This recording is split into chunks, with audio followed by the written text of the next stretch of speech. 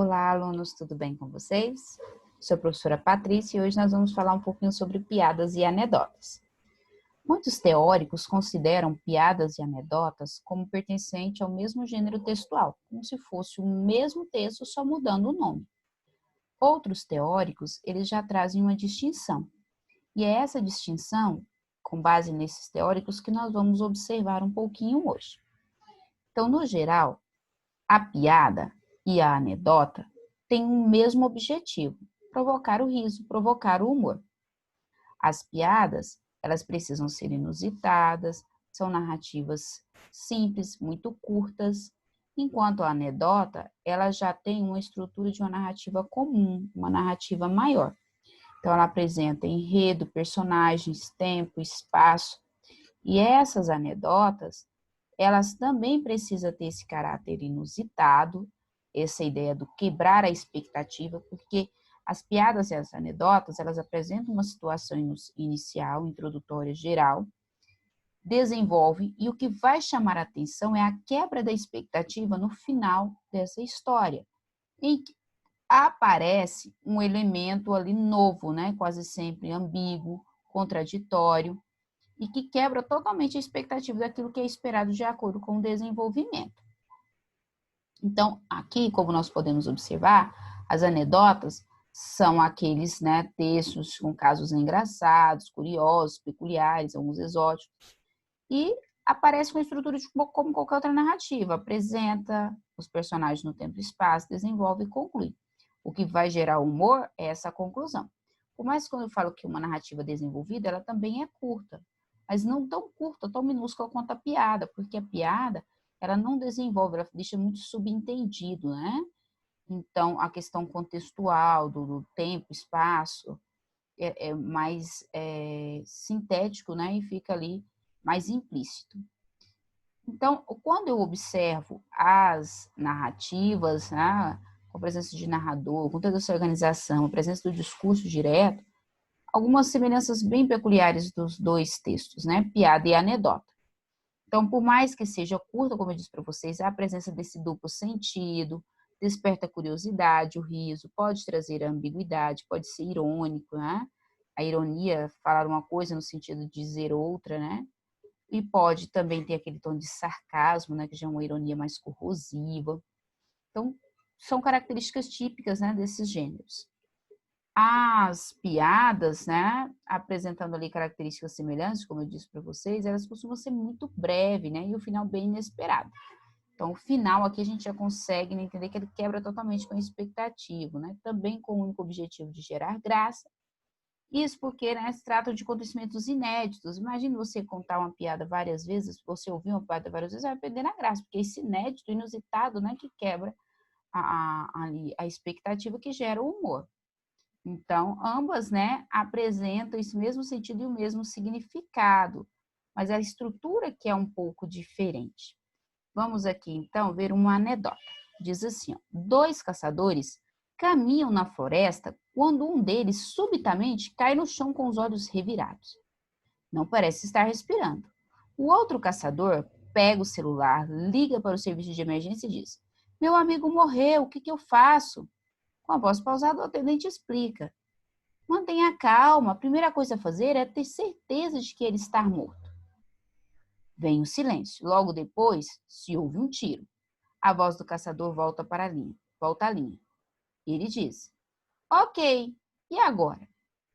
O que provoca o humor aqui? Nós imaginamos que quando esse amigo liga para o serviço de emergência, ele quer um socorro, ele quer uma ajuda, ele quer ali que o atendente, né, o socorrista, explique para ele o que ele deve fazer para salvar, né? Por mais que ele ache que o amigo esteja morto, é na ideia de salvar. Só que quando o socorrista, né, esse atendente diz ali para ele, né, ter calma, que a primeira coisa é ter certeza de que ele está morto, porque se não tiver, né, vai fazer os procedimentos, ele vai indicar o que fazer, mas se tiver, não tem o que fazer. Então, espera-se que ele siga alguns passos para verificar se realmente está morto, e ele faz o contrário. O que ele entende? Para eu ter certeza que está morto, então eu vou ter que dar um tiro nele. Aqui que gera, né, que quebra a expectativa e gera esse inesperado. Então, o amigo vai lá e dá um tiro e volta, né? Ok, agora eu tenho certeza que está morto. que eu faço agora? Então, quebra com a expectativa. É isso que gera o humor. Se já está morto, não tem o que fazer. O que o atendente ali do pronto-socorro, né, do socorrista ali da emergência vai fazer? Não tem o que fazer. Então, quebra a expectativa nesse sentido, né, que gera esse sentido ambíguo. Então, aqui nós temos toda uma desenvoltura, né? 2 caçadores caminham pela floresta, nós temos os personagens, o tempo, o espaço, então, caminhando ali, né, de súbito, né? Então, nós temos personagem, tempo e espaço. Nós temos a ação, quando ele cai de olhos virados, acho que está morto. Nós desenvolvemos aqui uma sequência, observamos a sequência de diálogos com a presença do discurso direto, os verbos de dizer, aqui os diálogos estão marcados pelas aspas. Então, características típicas, né, de uma narrativa. Então, o conflito surge quando ele cai aqui no chão, desenvolve essa estrutura até quando chega no clímax, que é esse momento aqui que vem uma voz, um silêncio, né, tem essa pausa, e aí já ouve-se os tiros. Então, aqui já desenvolve fechando a narrativa, né? Então, partindo para o final, para uma conclusão. Então, nós percebemos que tem todos os elementos e a estrutura de uma narrativa. Tem a presença do narrador aqui de terceira pessoa. Então, ela desenvolve como uma narrativa qualquer, observando aqui a questão do inédito. Nós observamos aqui também essa presença, né, da marcação do discurso direto. Não tem nome do autor aqui, nem nome da história, porque, na verdade, as anedotas e as piadas, geralmente, por ser de origem popular, não há presença, né, de autoria. Então, vamos agora para um exemplo de piada. Observe aqui que já é bem mais curta, né, bem sintéticazinha, e diz o quê? Um professor perguntou ao aluno, arroz é com S ou com Z? O aluno responde, aqui na escola, eu não sei, mas lá em casa é com feijão. Aqui, observe que a gente não tem esse contexto, né, toda a introdução, a gente subentende, um professor pergunta para o aluno, nós subentendemos que seja numa escola, num período de aulas. Mas a gente não tem a questão do tempo e do espaço. Conseguem observar isso aqui? A gente consegue observar os personagens, é claro que tem o narrador. Aqui também há a marcação do discurso direto pelo uso do travessão, a fala do professor, a fala do aluno. Então, observe que quando o professor pergunta arroz é com S ou com Z, ele está numa aula de gramática, ele quer saber a escrita, né, a grafia correta da palavra. Nós esperamos que o aluno responda com base naquilo que o professor disse, né? Arroz com S ou arroz com Z. Só que aqui quebra essa expectativa, porque observe que o aluno não observa a escrita da palavra, né, a grafia da palavra, mas ele está observando a combinação, como, né, que se alimenta, como se cozinha, como se faz esse arroz. Então, aqui a gente sabe que no contexto brasileiro, o arroz e o feijão é a dupla perfeita, né? Então, não sei aqui na escola, mas lá em casa é com arroz, né?